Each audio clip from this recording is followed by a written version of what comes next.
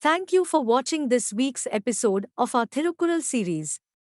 We hope you found the first two chapters' verses and explanations insightful and inspiring. Welcome to Chapter 3 of Thirukkural, where we explore the glory of those who have relinquished. Let's begin with Song 2 of this chapter, where the author tries to quantify the greatness of those who have overcome desire. Trying to quantify the greatness of those who have overcome desire is like counting those who have died till now. This verse emphasizes the difficulty of comprehending the immense value of letting go of attachments and desires. It suggests that it is beyond human comprehension and can only be experienced by those who have achieved it.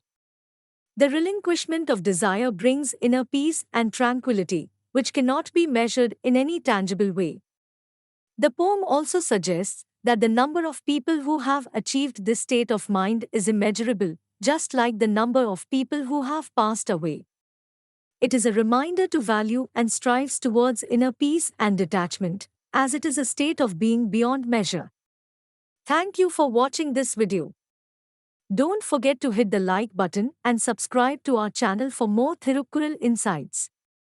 Join us in the following video as we explore the next song in Chapter 3, Song 3 of Thirukkural.